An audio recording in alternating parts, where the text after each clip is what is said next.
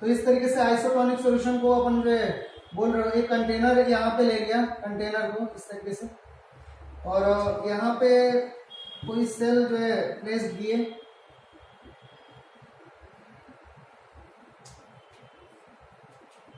और यहाँ पे कोई सॉल्यूशन लिए अपन,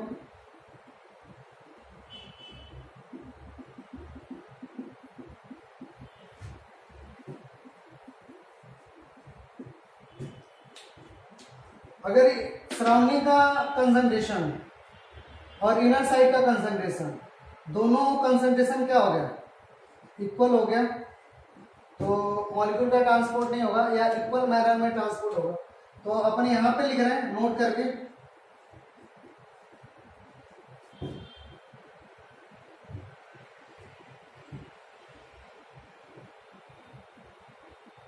इफ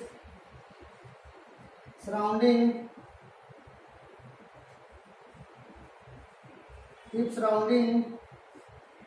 concentration, अब सराउंडिंग कंसंट्रेशन ज्यादा भी हो सकता है तो सेल के अंदर का भी कंसंट्रेशन क्या होगा, ज्यादा। सराउंडिंग कंसंट्रेशन कम भी हो सकता है तो सेल के अंदर का कंसंट्रेशन क्या होगा, कम। तो सराउंडिंग कंसंट्रेशन अगर कम है तो सेल के अंदर का भी कंसंट्रेशन क्या होगा, कंपैरेटिवली कम होगा, ठीक है। तो ये if surrounding concentration is equal to cell concentration,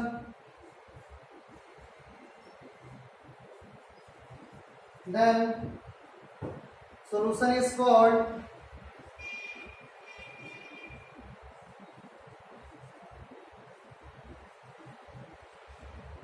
isotonic solution, isotonic solution. Here molecule not move from outside to inside or inside to outside, ठीक है। तो इस तरीके का है। आइसोटोनिक मींस दोनों साइड का कंसंट्रेशन इक्वल रहेगा। हाइपो सराउंडिंग कंसंट्रेशन क्या रहेगा, कम, ठीक है, सेल के अंदर के कंपेयर में।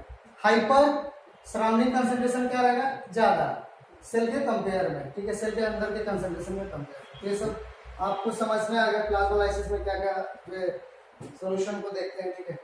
नेक्स्ट लिखते हैं कि प्लाज्मोलाइसिस कंप्लीट इन 3 स्टेप्स। मेडारो इन लोगों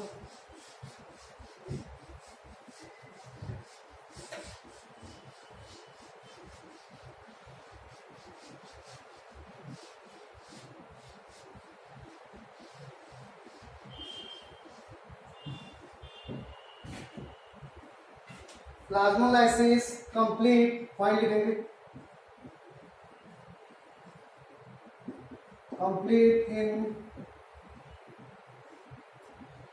3 स्टेजेस। 3 स्टेज में प्लाज्मोलाइसिस कंप्लीट होता है। और कौन कौन से स्टेज आते हैं प्लाज्मोलाइसिस में, तो पहला अपन लिख रहे हैं इंसिपिएंट प्लाज्मोलाइसिस, और सॉरी पहले लिमिटिंग प्लाज्मोलाइसिस, लिमिटिंग प्लाज्मोलाइसिस, ये पहला स्टेज है लिमिटिंग। नेक्स्ट वन इज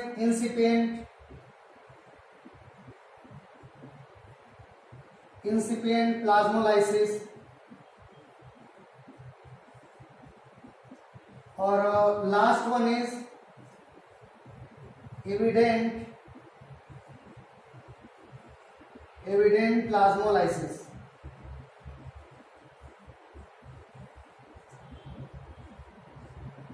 तो प्लाज्मोलाइसिस 3 स्टेज में कंप्लीट होता है, लिमिटिंग प्लाज्मोलाइसिस, इंसिपिएंट और एविडेंट प्लाज्मोलाइसिस, ठीक है। लिमिटिंग प्लाज्मोलाइसिस और इंसिपिएंट एविडेंट क्या क्या तीनों में मतलब किस तरीके से डिफरेंस है, तो अपन जो डायग्राम से दिखा रहे। तो अगर मान लो कि कोई सेल है और प्लांट सेल है, नॉर्मल इस तरीके का सेल है, आप बोर्ड पे देखेंगे थोड़ा समझेंगे, ठीक है। इस तरीके का प्लांट सेल है,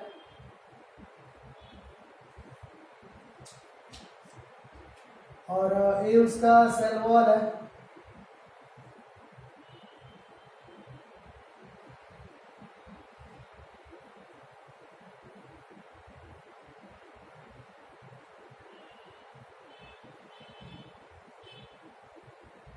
ठीक है, तो this one is cell wall,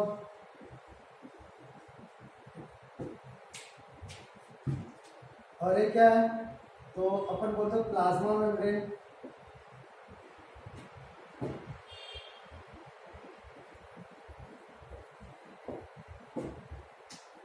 उसके बाद यहाँ पे क्या होगा, तो न्यूक्लियस वगैरह होगा, और फिर ये साइटोप्लाज्म होगा, वैक्यूल भी यहाँ पे होंगे, ठीक है। तो इस तरीके का है, दिस वन इज क्या, साइटोप्लाज्म। अब लिमिटिंग में क्या होता है, लिमिटिंग, ये डायग्राम लिमिटिंग का है, limiting plasmolysis.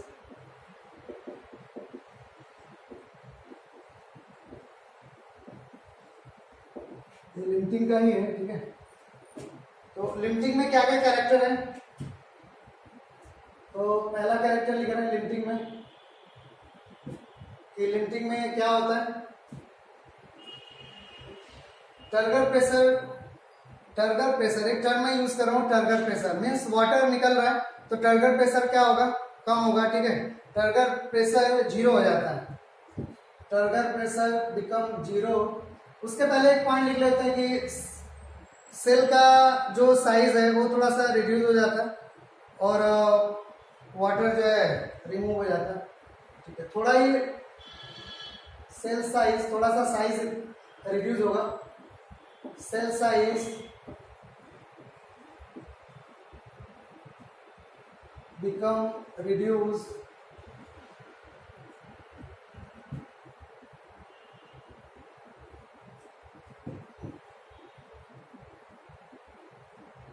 water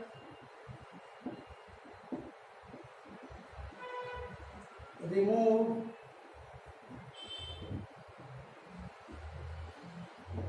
during exosmosis,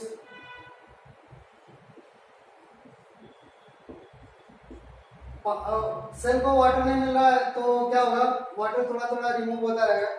तो अगर वाटर सेल के अंदर से रिमूव हो रहा है तो अपन बोले एक्सॉस्मोसिस, वाटर रिमूव ड्यूरिंग एक्सॉस्मोसिस, ठीक है। अगर वाटर किसी सेल के अंदर का खत्म हो रहा है तो क्या सेल टाइट रहेगा कि लूज हो जाएगा, तो अपन बोलेंगे सेल लूज हो जाएगा, यानी कि सेल के अंदर का जो भी टाइटनेस था वो खत्म हो जाएगा, यानी कि टर्गर प्रेशर जो था वो खत्म हो जाएगा। तो टर्गर प्रेशर क्या होगा, जीरो। तो यहाँ पे मैं लिख रहा हूं turgor pressure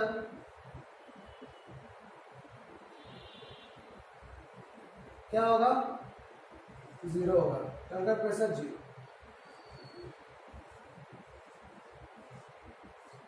turgor pressure zero होगा। अब टर्गर प्रेशर का मतलब क्या हुआ, तो उसको थोड़ा सा देख लेते हैं, थोड़ा समझ लेते हैं, फिर मतलब आपको अच्छे से समझ में आएगा टर्गर प्रेशर और ऑस्मोटिक प्रेशर, वॉल प्रेशर, ठीक है। तो अगर मान लो कि इस तरीके से टर्गर प्रेशर को समझते हैं कि अगर कोई सेल है तो ये सेल है इस तरीके से, और ये सेल का क्या है, सेल वॉल, ठीक है, और ये न्यूक्लियस वगैरह है जो भी है। अगर सेल के अंदर वाटर नहीं जा रहा है तो क्या सेल टाइट रहेगा, तो कि कंपैरेटिवली क्या रहेगा, लूज रहेगा, तो लूज रहेगा, वाटर नहीं जा रहा है। और अगर सेल के अंदर वाटर जाने लगा तो क्या होगा, सेल क्या हो जाएगा, टाइट हो जाएगा, ठीक है। यानी कि टाइट का हुआ due to entry of water, water के एंट्री की वजह से सेल टाइट हो गया, यानी कि सेल के अंदर एक प्रेशर डेवलप हो गया वाटर के इंटर के वजह से। अगर वाटर के एंट्री की वजह से सेल टाइट हो रहा है तो सेल में एक प्रेशर क्रिएट हो रहा है, तो इस प्रेशर को बोलते हो टर्गर प्रेशर, ठीक है। तो अगर मान लो कि आउटसाइड से वाटर सेल के अंदर जा रहा है, water due to entry of water it create a pressure inside of cell, तो इस तरीके से सेल एक प्रेशर जो है क्रिएट कर देता है। तो वाटर की एंट्री की वजह से अगर सेल में प्रेशर क्रिएट हो रहा है तो this pressure is called TP, turgor pressure. Turgor क्या, टर्गर प्रेशर, और टर्गर प्रेशर को शॉर्ट में कैसे बोलते हो, टीपी बोलते हैं, ठीक है। यहां पे मैं लिख रहा हूं टीपी, ठीक है। तो टर्गर प्रेशर समझ में कब डेवलप होगा, जब वाटर इंटर करेगा तब, एकदम क्लियर कट माइंड में रखना। जब वाटर इंटर करेगा तो प्रेशर डेवलप होगा सेल के अंदर, तो उस प्रेशर को बोलेंगे टर्गर प्रेशर, ठीक है। कब नहीं डेवलप होगा, जब वाटर जो है अंदर नहीं करेगा तो टर्गर प्रेशर डेवलप नहीं होगा। अगर वाटर सेल से बाहर निकल रहा है तो टर्गर प्रेशर क्या होता रहेगा, कम होता रहेगा, ठीक है।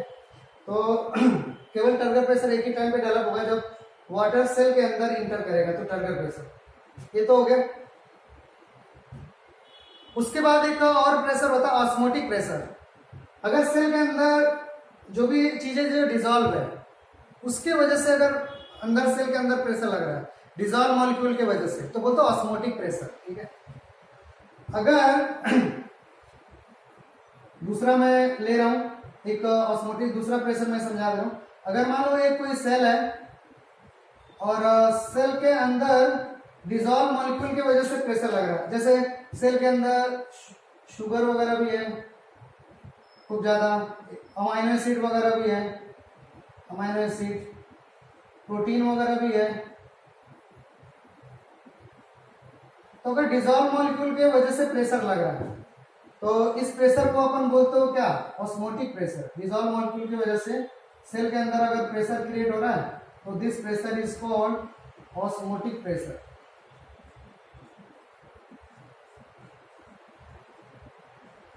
ऑस्मोटिक प्रेशर इसको कैसे रिप्रेजेंट करते हैं, ओपी। ये अभी आपके लेवल पे नहीं है, ठीक है, जैसे 11 में जाएंगे तो होगा या कई जगह मिल जाएगा, ठीक है। ऑस्मोटिक प्रेशर कंसंट्रेशन की वजह से अगर सेल के अंदर प्रेशर डेवलप हो रहा है तो अपन बोलते हो ओपी, ऑस्मोटिक प्रेशर, ठीक है। अच्छा एक चीज और देखो, वॉल प्रेशर। अगर मान लो कि टर्गर प्रेशर ऐसे लग रहा है वॉल पे, तो वॉल भी क्या करता है, एक अपोजिट फोर्स लगाता है ताकि प्रेशर जो है बैलेंस हो सके, ठीक है। तो उस प्रेशर को बोलते हो वॉल प्रेशर, ठीक है। During entry of water a pressure create on wall, this pressure is called turgor pressure. For the counterbalance of turgor pressure, wall also exert a opposite pressure. This pressure is called wall pressure. Board पे देखते रहो, तो turgor pressure लगा wall पे, wall इस turgor pressure को neutralise करने के लिए एक अपोजिट प्रेशर लगाती है और this pressure is called wall pressure. क्या बोल रहे हो, वॉल प्रेशर। और इसको कैसे रिप्रेजेंट करते हैं, WP, ठीक है। तो आप जो है समझ पा रहे हो। और क्यों वॉल एक अपोजिट फोर्स लगा रहा है या प्रेशर लगा रहा है, क्योंकि सेल के शेप को मेंटेन करना है, यानी कि अंदर से केवल प्रेशर लग रहा है तो सेल का शेप कैसा हो जाएगा, तो चेंज हो सकता है, ठीक है। इसीलिए बाहर से भी प्रेशर जो है लगना स्टार्ट होता है ताकि सेल का जो भी शेप है वो कांस्टेंट बना रहे, ठीक है। तो इस तरीके का आप क्या क्या अपन जो है सीखे, टर्गर प्रेशर सीखे due to entry of water, ठीक है। वॉल प्रेशर, टर्गर प्रेशर को न्यूट्रलाइज करने वाला एक प्रेशर वॉल प्रेशर, ठीक है। कंसंट्रेशन की वजह से जो सेल के अंदर प्रेशर डेवलप होता है उस प्रेशर को क्या बोलो, तो बोलते ऑस्मोटिक प्रेशर। ऑस्मोटिक का मीन्स ही होता है कंसंट्रेशन, ठीक है। तो ऑस्मोटिक प्रेशर कैसे रिप्रेजेंट करते हैं, ओपी से, टर्गर को टीपी से, वॉल प्रेशर को WP से, वॉल प्रेशर, ठीक है। इतना आपको समझ में आएगा। ये लिमिटिंग प्लाज्मोलाइसिस में ये सब पॉइंट थे और हमें साइड से बताया क्योंकि एक टर्म यहाँ पे यूज हुआ टर्गर प्रेशर, तो इसीलिए इसको बताना पड़ा, तो आपको अब क्लियर हो गया होगा। उसके बाद इसको हटा रहे हैं अपन, ठीक है। और लिमिटिंग के बाद इंसिपिएंट प्लाज्मोलाइसिस देख रहे हैं।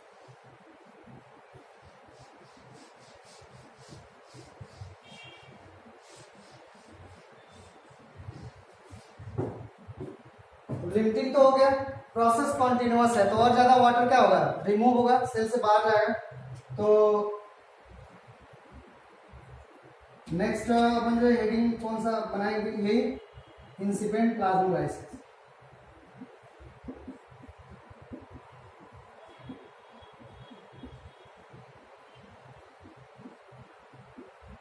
ठीक है। इंसिपिएंट प्लाज्मोलाइसिस में क्या डिफरेंस हो जाता है, तो प्रोटोप्लाज्म क्या करता है, कॉर्नर को विड्रॉल करने लगता है, प्रोटोप्लाज्म, ठीक है। या प्रोटोप्लाज्म जो है श्रिंक होने की वजह से प्लाज्मा मेम्ब्रेन सेल वॉल को छोड़ने लगता है, यानी कि plasma membrane withdrawal from corner, corner से प्लाज्मा मेम्ब्रेन, कॉर्नर को प्लाज्मा मेम्ब्रेन क्या करने लगता है, छोड़ने लगता है कॉर्नर को, ठीक है। तो एक डायग्राम यहाँ पे अपन बना रहे हैं, इस तरीके से डायग्राम लगा, दोनों में डिफरेंस आप जो है क्लियर रखेंगे।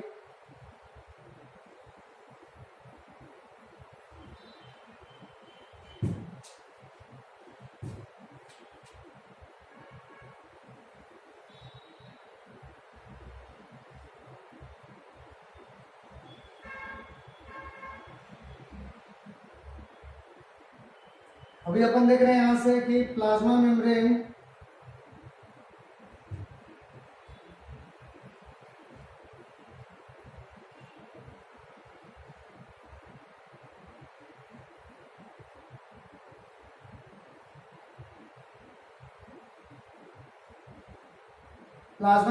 कॉर्नर को विड्रॉल कर रहा है यहाँ पे, ठीक है, आप देख पा रहे हैं क्योंकि यहाँ पे कॉर्नर को छोड़ा नहीं था।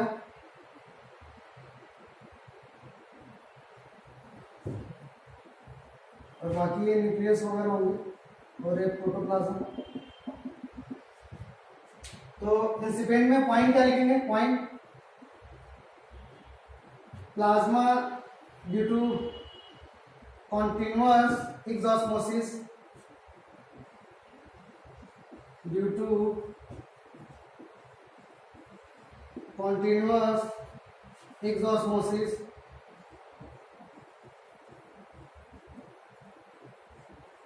plasma membrane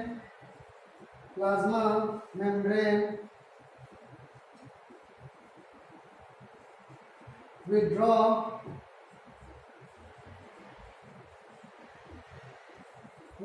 from corner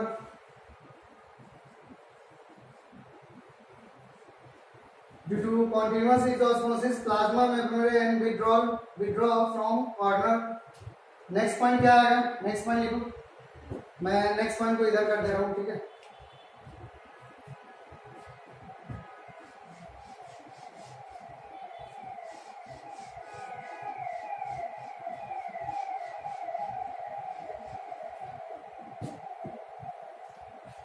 next point क्या लिख सकते हैं? तो वाटर बार बार निकल रहा है तो क्या होगा? टर्गर प्रेशर जीरो होगा कि क्या होगा, कि बढ़ेगा घटेगा? तो कंटिन्यूअस वाटर निकलना स्टार्ट है तो टर्गर प्रेशर इस कंडीशन में क्या था? जीरो। तो और वाटर निकल गया तो टर्गर प्रेशर क्या होगा? तो अपन बोलेंगे टर्गर प्रेशर बिकम निगेटिव, ठीक है, क्योंकि और वाटर निकल गया तो टर्गर प्रेशर बिकम निगेटिव। तो मैं शॉर्ट में लिखता हूं टीपी बिकम निगेटिव, ठीक है, ये समझ में आ गया। तो क्वेश्चन बार बार बना है कि किस टाइप के प्लाज्मोलाइसिस में प्लाज्मा मेम्ब्रेन कॉर्नर को छोड़ने लगता है, तो अपन बोलते इंसिपिएंट प्लाज्मोलाइसिस में। क्या लिमिटिंग में होगा? नहीं होगा, ठीक है, इंसिपिएंट में, ठीक है। इस तरीके से ये कंडीशन हो गया। उसके बाद प्लाज्मोलाइसिस के लास्ट स्टेजेस हैं कौन सा? तो अपन बोलते हैं एविडेंट प्लाज्मोलाइसिस। तो लास्ट आप हेडिंग बनाएंगे एविडेंट प्लाज्मोलाइसिस, एविडेंट प्लाज्मोलाइसिस। और इसमें देखते हैं क्या क्या कंडीशन हो रहा। तो कंटिन्यूअस इससे वाटर और निकल रहा है, तो फाइनल में यहाँ पे डायग्राम बना दे रहा हूं, ठीक है, और इस तरीके का डायग्राम आएगा। इस सेल वॉल है,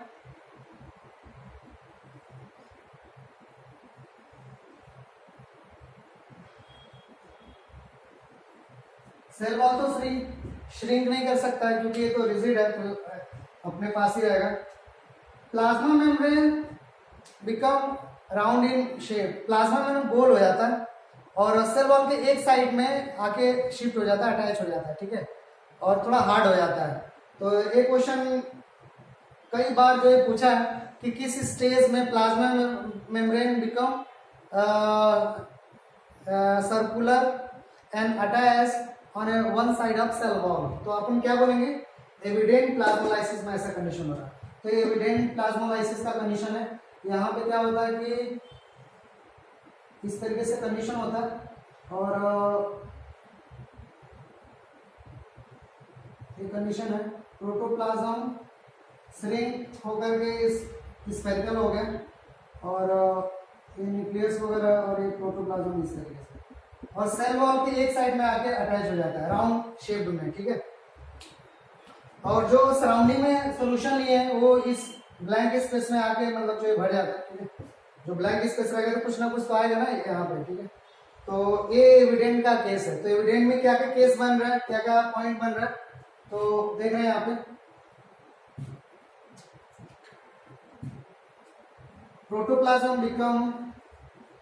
protoplasm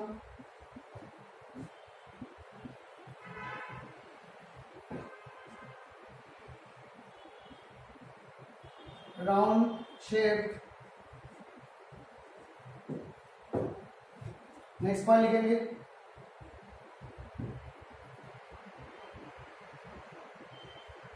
protoplasm become round shape due to continuous exosmosis, due to continuous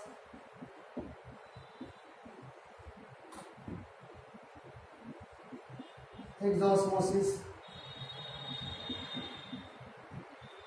next point लिखेंगे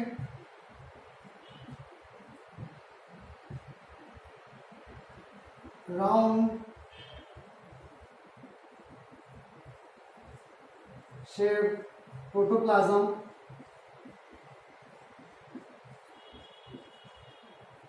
attach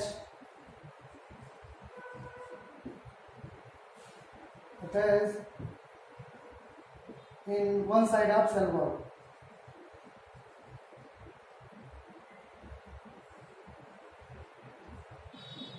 One side of cell wall. Protoplasm cell wall के एक साइड में अटैच हो जाता है, ठीक है। और अगर मेरे को एक पॉइंट और बोलना है कि यहाँ पे टर्गर प्रेशर का कंडीशन क्या होगा, कोई बताएगा? तो यहाँ पे turgor pressure TP become negative, तो यहाँ पे क्या होगा, turgor pressure become more and more negative, ठीक है। तो एक लास्ट पॉइंट होगा टर्गर प्रेशर, या मैं शॉर्ट में लिख रहा हूं टीपी become more negative, ठीक है। तो ये एविडेंट प्लाज्मोलाइसिस में पूछता है, इसमें जो है राउंड शेप में प्रोटोप्लाज्म हो जाता है, तो आपके सामने है, ठीक है। तो ए लिमिटिंग, ए इंसिपिएंट और ए एविडेंट। टर्गर प्रेशर किसमें मोर एंड मोर नेगेटिव, तो अपन बोलते हैं एविडेंट में, किसमें जीरो तो अपन बोलते हैं लिमिटिंग में, ठीक है। तो ये पूरा हो गया। अच्छा, प्लाज्मोलाइज सेल है, ये पूरा का पूरा प्रोटोप्लाज्म क्या होगा, श्रिंक कर गया, तो इसको बोलते हैं प्लाज्मोलाइज सेल, ठीक है। इस प्लाज्मोलाइज सेल को अगर फ्रेश वाटर में रख दें तो क्या होगा, वाटर फिर अंदर की ओर इंटर करेगा और सेल धीरे धीरे क्या हो जाएगा, फिर जो है अपने रीपोजिशन को गेन कर लेगा। एक और पॉइंट अपन लिखते हैं डी प्लाज्मोलाइसिस, तो देख लेते हैं डी प्लाज्मोलाइसिस। ये तो हो गया प्लाज्मोलाइसिस का कंडीशन। नेक्स्ट अपन लिख रहे हैं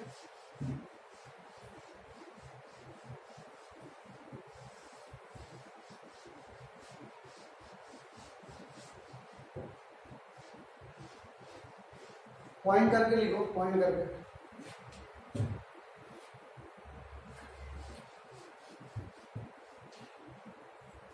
If plasmolysed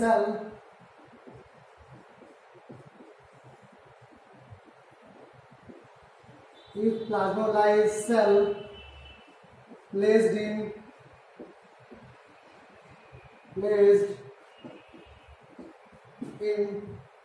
fresh water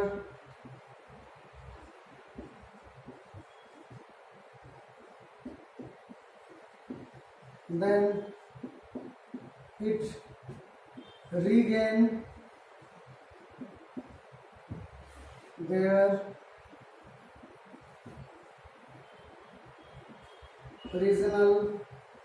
regain their original position या size.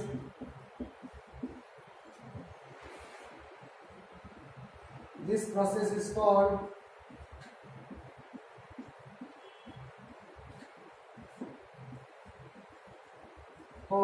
deplasmolysis.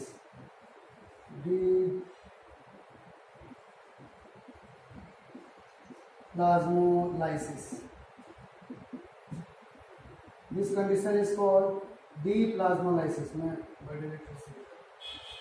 क्या बोल रहा हूँ, deplasmolysis, ये इंपॉर्टेंट है, ठीक है। तो if plasmolysed cell placed in fresh water then it regain their original position. This process is called deplasmolysis. अगर प्लाज्मोलाइज सेल है, इसको फिर फ्रेश वाटर में डाल देंगे तो ये अपने पोजीशन को क्या करेगा, फिर रीगेन कर लेगा। इस प्रोसेस को बोलते हो डीप्लाज्मोलाइसिस, ठीक है। तो ये ऑल ओवर था प्लाज्मोलाइसिस के बारे में, ठीक है। अगर मान लो कि क्वेश्चन प्लाज्मोलाइसिस से बन रहा है तो कैसे बनेगा, मैं हटा रहा हूँ लोगों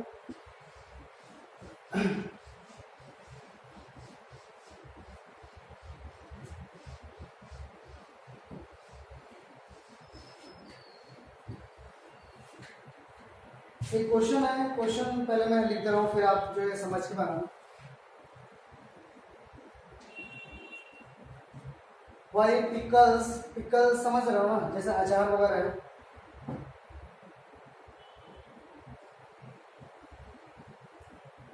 Y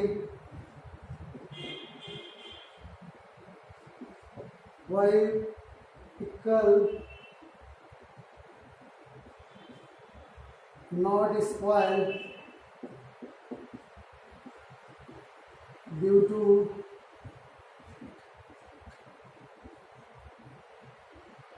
microbial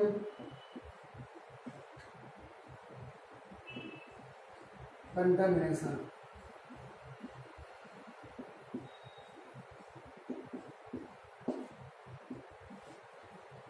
Why pickles not spoil due to microbial contamination? ठीक है, अगर एक क्वेश्चन है इसको, अगर मान लो इसका मैं ऑप्शन दे दूं, ठीक है, तो ऑप्शन मैं एक बना दे रहा हूं, microwave cell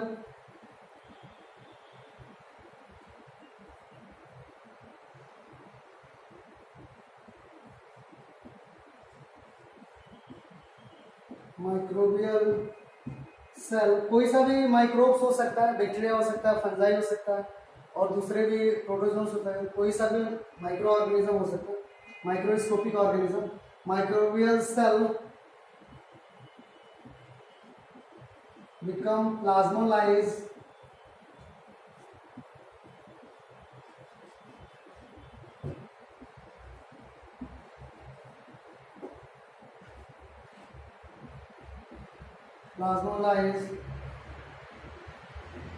due to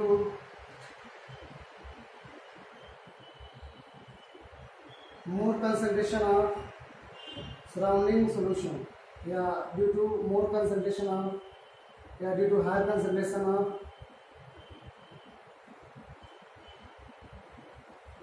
high concentration of solution।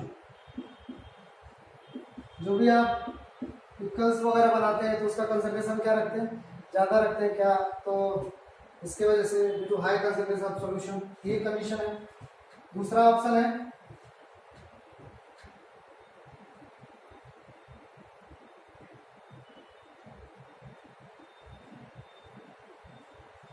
Microbial cell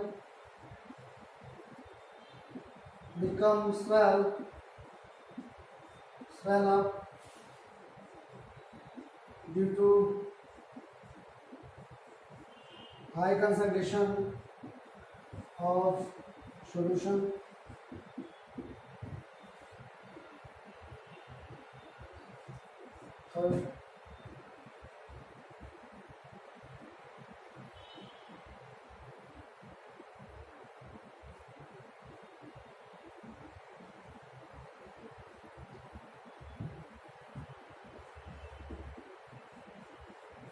pickles not destroy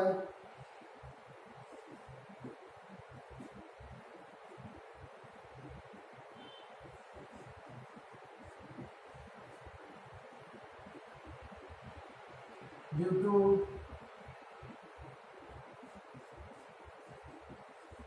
NaCl। Last option है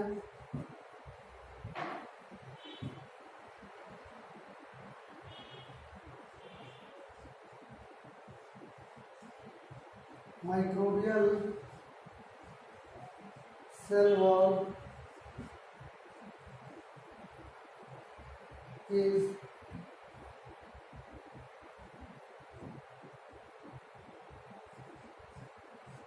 not rigid।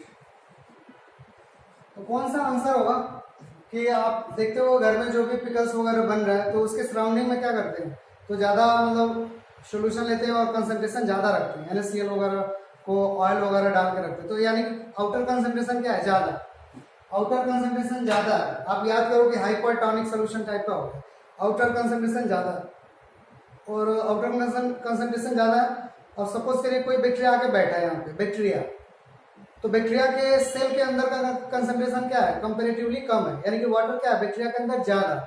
वाटर क्या होगा, बैक्टीरिया के सेल के अंदर से निकल करके सराउंडिंग में चला आएगा, बैक्टीरिया सेल क्या हो जाएगी, श्रिंक कर जाएगी। और जैसे बैक्टीरिया सेल श्रिंक करेगा यानी कि प्लाज्मोलाइज होगा, तो बैक्टीरिया सेल क्या हो जाएगा, डिस्ट्रॉय हो जाएगा, मर जाएगा, और आपका पिकल्स वगैरह जो है बचा रहेगा, स्पॉइल नहीं होगा। ठीक है, यही सेम कंडीशन जो है हर जगह होता है, जो भी प्लाज्मोलाइज सेल होता है, तो इसी वजह से होता है क्योंकि आउटर कंसंट्रेशन क्या होता है और सराउंडिंग कंसंट्रेशन क्या होता है, ज्यादा। तो कोई सा भी माइक्रोब्स आके बैठता है तो माइक्रोब के अंदर का वाटर क्या हो जाता है, निकल जाता है, यानी कि माइक्रोबियल सेल प्लाज्मोलाइज हो जाती है और मर जाती है, और मरने के बाद पिकल्स वगैरह में रहती है और उसी को अपन खाते हैं, तो मतलब टेस्ट और बढ़ जाता है। जो भी है मतलब सेल जो है प्लाज्मोलाइज हो जाता है, वो बैक्टीरियल सेल हो, फंगस सेल हो या कोई प्रोटोजोन्स वगैरह हो, सबके सेल क्या हो जाएंगे, प्लाज्मोलाइज हो जाएंगे, और फिर वो ऑर्गेनिज्म मर जाएगा, और जो भी आपका मतलब मटेरियल है वो बच पाएगा। सेम टू सेम यही कंडीशन जैम, जेली और मुरब्बा वगैरह बनाने में करते हैं। मुरब्बा वगैरह बनाते हैं तो क्या करते हैं, शुगर सोल्यूशन जो है सराउंडिंग में ज्यादा रखते हैं। ठीक है, तो वहां पे भी माइक्रोब्स ग्रो नहीं कर पाते क्योंकि उनका सेल क्या हो जाएगा, प्लाज्मोलाइज हो जाता है, और फिर माइक्रो ऑर्गेनिज्म क्या हो जाएंगे, डिस्ट्रॉय हो जाएंगे। तो आपका जो भी आइटम्स वगैरह है, जो भी मटेरियल इस तरीके का वो बचा रहेगा, चाहे जैम, जेली, पिकल्स, मुरब्बा, ये सब जो है वो बचे रहेंगे ड्यू टू प्लाज्मोलाइसिस प्रोसेस। ठीक है, तो ओवरऑल प्लाज्मोलाइसिस के बारे में अपन जो डिस्कस की, और ये भी एक तरीके का क्या है, तो अपन बोल रहे हो कि प्लाज्मा मेम्ब्रेन का फंक्शन से रिलेटेड है। ठीक है, उसके बाद एक कंडीशन अपन देखते हैं इन फैगोसाइटोसिस और पिनोसाइटोसिस, फिर प्लाज्मा मेम्ब्रेन जो पूरा होगा, फिर सेल ऑर्गेनेलिसिस स्टार्ट करेंगे। तो मैं हटा रहा हूँ इसको, ये क्वेश्चन आप जो लिख के लाएंगे। अगर मान लो कभी कहीं पे क्वेश्चन दे रहा, विकल्प नहीं दे रहा, चेंज कर दिया, मुरब्बा दे दिया या जैम जेली दे दिया, तो आंसर वही होगा, सेम टू सेम। ठीक है, तो आप इसको एक्सप्लेन करके भी लिख लेना, फिर ऑप्शन को टिक करना। ये फर्स्ट ऑप्शन होगा इसका, first option.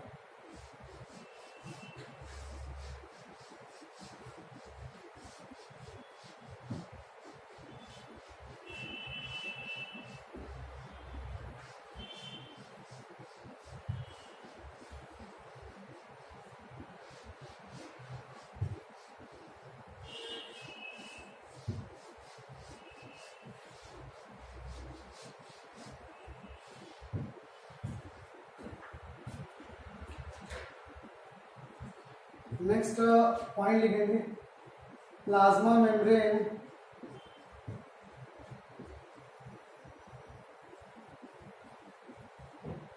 also help in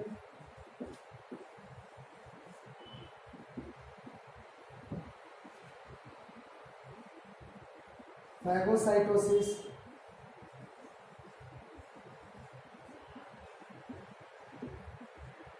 या इसी को लिखते हैं सेल ईटिंग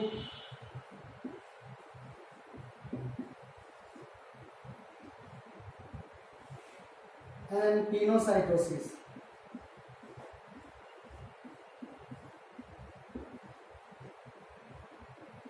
इसी को बोलते हो सेल क्या, ड्रिंकिंग बोल रहे हो।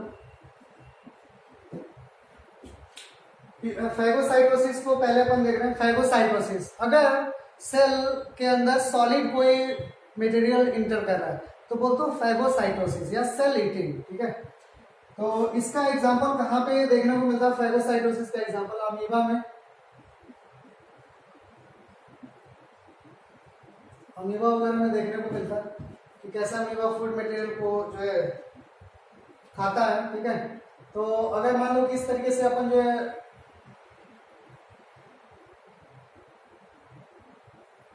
अमीबा को ऐसे बना दिया, और अमीबा का ये न्यूक्लियस वगैरह है, ये साइटोप्लाज्म, और ये इसका फॉल्स फीट है, इसको सूडोपोडिया बोल रहे हो।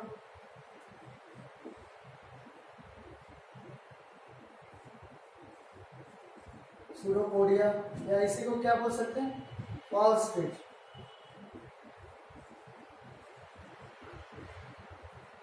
ठीक है, ये अमीबा है। फैगोसाइटोसिस को अपन पहले लेके चल रहे। ठीक है, अमीबा का एग्जांपल देख रहे हैं। पहले तो ये देख लेते हैं कि फैगोसाइटोसिस में होता क्या है। तो सॉलिड मटेरियल अगर सेल के अंदर जा रहा है, ठीक है, तो यहाँ पे पॉइंट करके लिखते हैं, फिर डायग्राम से दिखाएंगे। Here solid material inter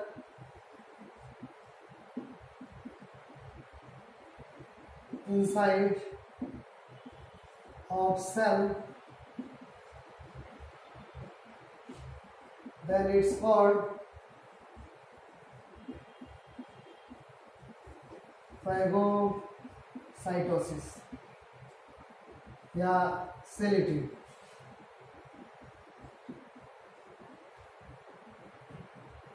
This process require energy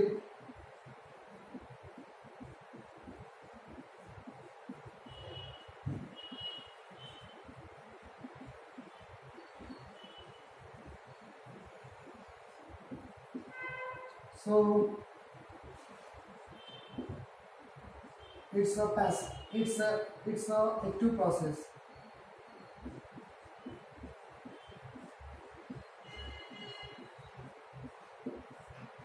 ठीक है, अगर सॉलिड मटेरियल अंदर जा रहा है, ठीक है, तो यहाँ पे कोई फूड मटेरियल इस तरीके का है, फूड पार्टिकल है, सॉलिड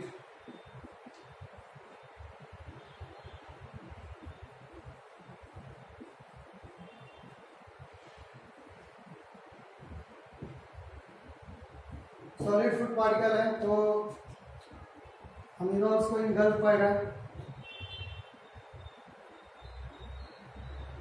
अमीनो का जो भी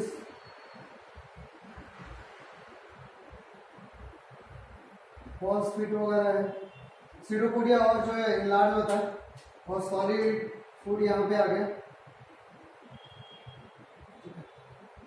यहाँ पे था ना, फिर इस सीडोपोडिया में इंटर कर गया, और इसके बाद का जो डायग्राम आता है इस तरीके से आता है।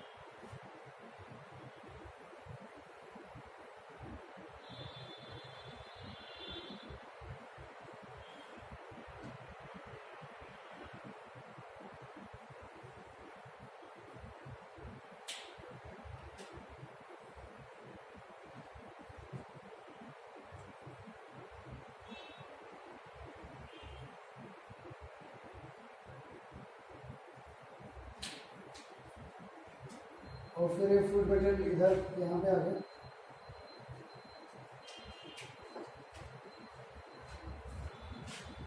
फिर फाइनल फूड मटेरियल अमीबा के मेन बॉडी में आ जाता है और लेटर ऑन डाइजेस्ट हो जाता है।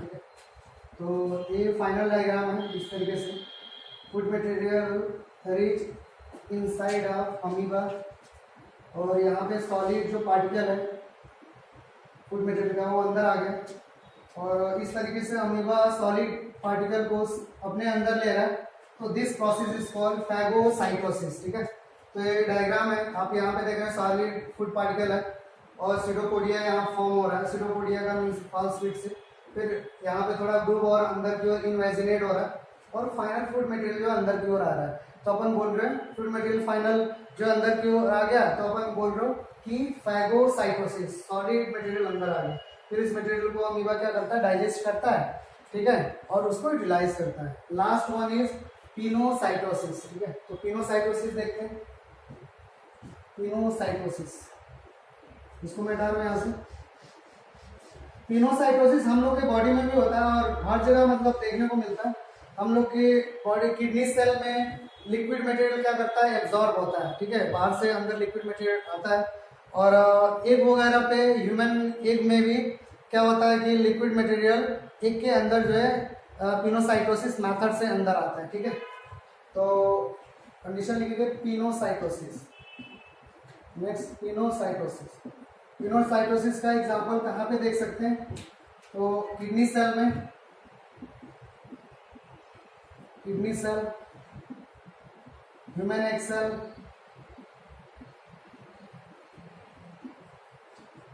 कई जगह देखने को मिल जाता है।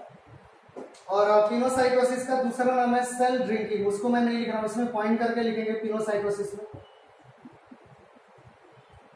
here liquid material या particle enter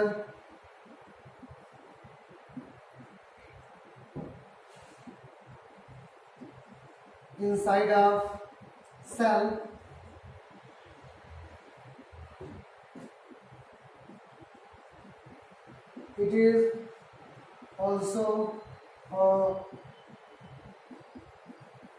it is also an active process.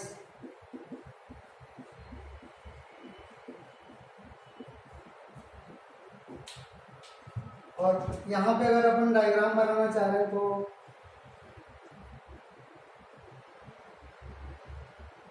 इस तरीके का कोई सेल है,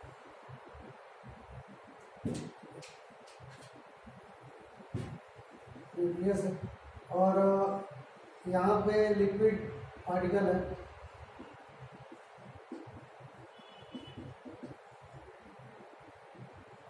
ठीक है, लिक्विड पार्टिकल। तो इसके बाद क्या होता है, लिक्विड पार्टिकल को सेल अपने अंदर की ओर इन्वेजिनेट करता है, अंदर की ओर एंट्री कराता है, और फिर ये लिक्विड पार्टिकल यहाँ से मूव करके यहाँ पे आ जाता है,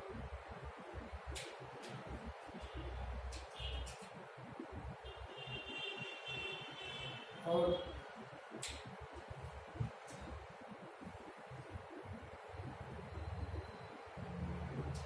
फिर लेटर ऑन यहाँ पे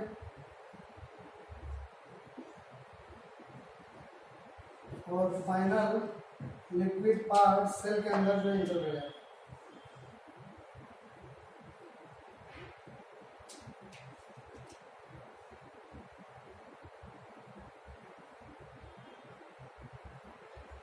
फाइनल सेल के अंदर जो है लिक्विड पार्ट इंटर कर गया, और इसी को बोलते हो स्पिनोसाइटोसिस, ठीक है। तो ये फाइनल स्टेजेस हो गए, आप इसको ड्रॉ कर लेना, ठीक है। ये प्लाज्मा मेम्ब्रेन से रिलेटेड जो भी कंडीशन था इसको अपन पूरा कर लिए। लेटर ऑन जब भी जो है अपन जो नेक्स्ट लेक्चर अपन करेंगे वो सेल ऑर्गेनेल्स पे होगा, ठीक है। और जो भी आपका क्वेश्चन वगैरह है उसको आपको करके लाना। थैंक यू डियर स्टूडेंट, और जितना भी होमवर्क है उसको आपको करके बताना है। All the best.